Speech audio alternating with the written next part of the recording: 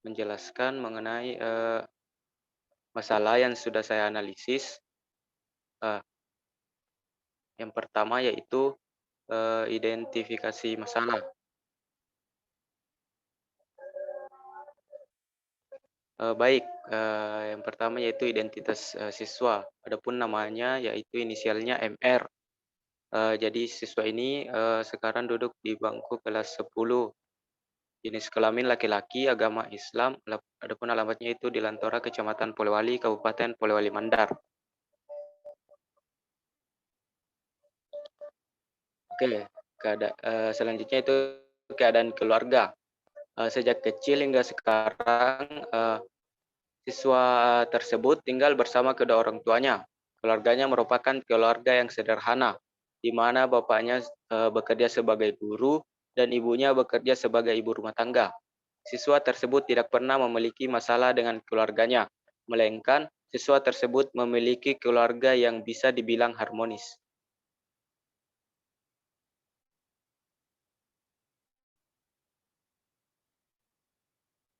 Adapun hasil wawancara, berdasarkan hasil wawancara yang diperoleh dari siswa tersebut, ia mengaku bahwa ia selalu begadang untuk menonton film kartun atau anime, sehingga sering terlambat ke sekolah esok harinya, dan pelajarannya pun menjadi terganggu dan nilainya menurun. Namun, MR mengaku bahwa ingin menghentikan kebiasaannya tersebut agar nilainya tidak menurun lagi.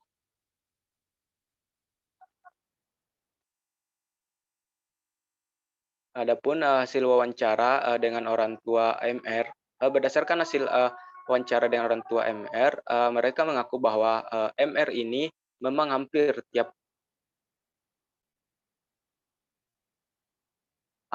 malam begadang untuk menonton film, sehingga pada esok harinya MR telat bangun, yang mengakibatkan anaknya juga telat ke sekolah. Selain itu, orang tuanya juga mengatakan bahwa pelajaran anaknya di sekolah menjadi terganggu dan nilainya pun menurun. Adapun menurut wawancara dari teman MR, berdasarkan hasil wawancara, mereka mengatakan bahwa MR adalah anak yang pendiam, pemalu, dan tidak suka bergaul dengan teman-temannya.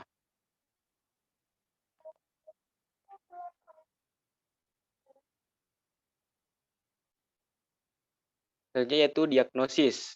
Eh, Pertama yaitu pendekatan RIBT. Adapun activating event-nya yaitu sering terlambat ke sekolah. Belief-nya yaitu menganggap bahwa dengan menonton film sampai larut malam dapat membuat dirinya merasa tenang. Dan adapun konsekuensinya yaitu pembelajaran terganggu dan nilai menjadi menurun.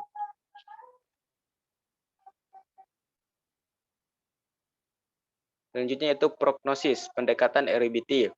Berdasarkan masalah yang dialami oleh MR, maka teknik yang tepat untuk menangani masalah tersebut yaitu teknik mengatur diri atau self-management, di mana MR mengarahkan perubahan tingkah lakunya sendiri. Dengan teknik ini, MR dapat mengatur dirinya sendiri, membuat jadwal belajar dan menonton, sehingga MR dapat teratur dalam memposisikan kapan harus belajar dan kapan harus menonton. Dengan demikian, MR tidak akan lagi terlambat ke sekolah karena sudah mampu mengatur dirinya sendiri dan diharapkan nilai MR di sekolah kembali meningkat.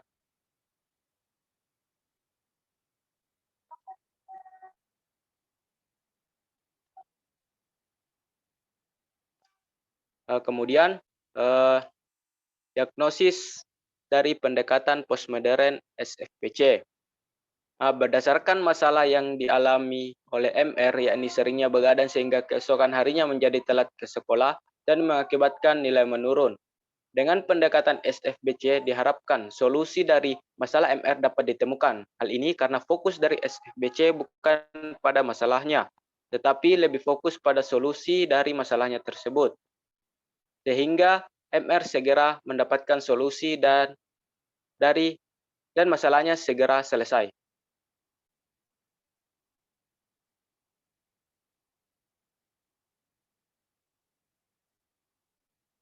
Kemudian yaitu prognosis dari pendekatan SFBC.